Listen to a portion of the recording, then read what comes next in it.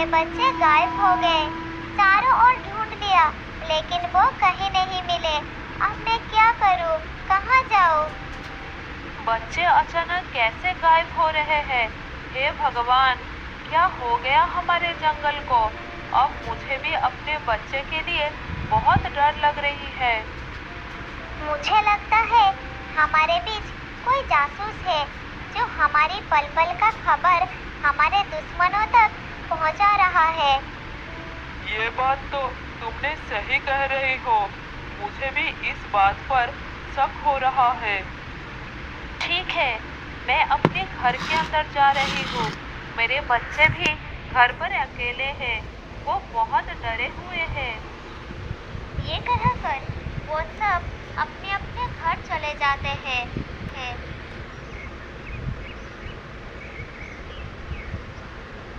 अगले दिन हिरनी अपने बच्चे को घर में अकेला रखकर जंगल में जाती है खाना ढूंढने के लिए।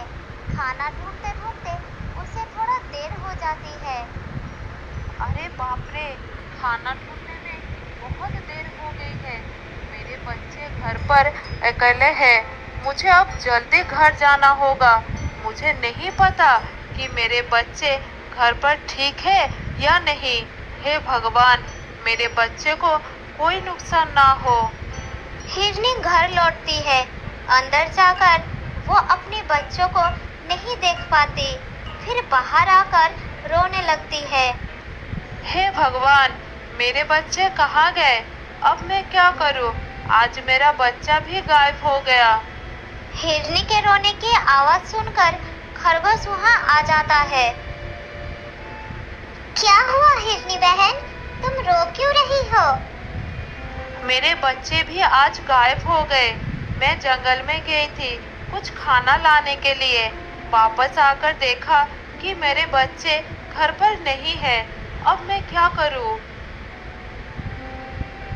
शोरगुल सुनकर हाथी भी वहाँ पर आ गया और पूरी कहानी जानने के बाद वो कहता है, जो भी ये काम कर रहा है वो बहुत गलत कर रहा है।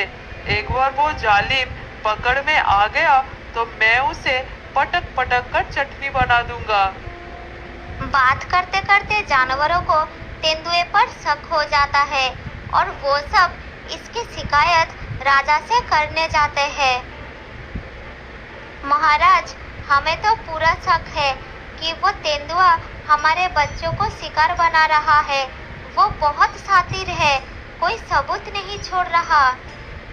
मुझे भी उस पर शक है महाराज, क्योंकि उसके आने के बाद से ही जंगल में ये सब हो रहा है। मैं समझ गया, लेकिन किसी की शक के आधार पर मैं उसे दंड नहीं दे सकता। मैं एक राजा हूँ। आप लोग उसके खिलाफ सबूत दीजिए तो मैं उसे जरूर सजा दूंगा। महाराज बाघीरा के बात सुनकर सभी जानवर बहुत निराश हो जाते हैं। फिर वहाँ से लौटकर आपस में बात करने लगते हैं। अगर उसके खिलाफ हमें कोई सबूत मिल जाए तो मैं अकेले ही उसका काम तमाम कर दूंगा। फिर राजा के पास जाने की जरूरत ही क्या रहेगी। तुम बिल्कुल सही कह रहे हो। हम लोग राजा के पास बहुत उम्मीद लेकर गए थे कि वो हमारी मदद करेंगे।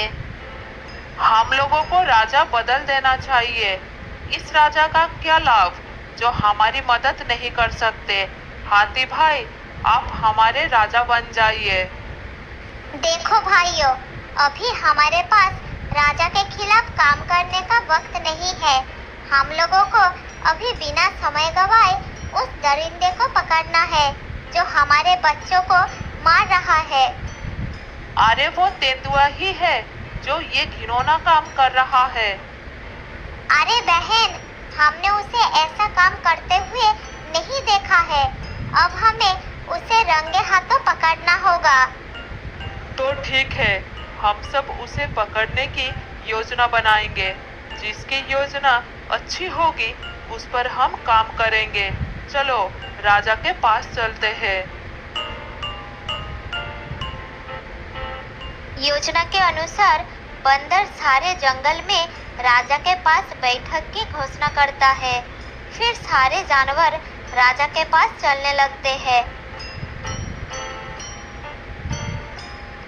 इधर तेंदुआ झाड़ियों में छुपकर सारी बातें सुन लेता है। राजा के पास बैठक है। चलो, मेरे लिए तो अच्छा है। आज मैं फिर एक को अपना शिकार बनाऊंगा। फिर तेंदुआ अपना शिकार ढूंढने के लिए आगे बढ़ता है। इधर सारे जानवर मिलकर बाघीरा को तेंदुए के खिलाफ सबूत दिखाते हैं और उसे रंगे हाथों पकड़ने के लिए कहते हैं। फिर बाघीरा जानवरों की बात मान लेते हैं और चोरी छुपे तेंदुए के पीछा करने लगते हैं।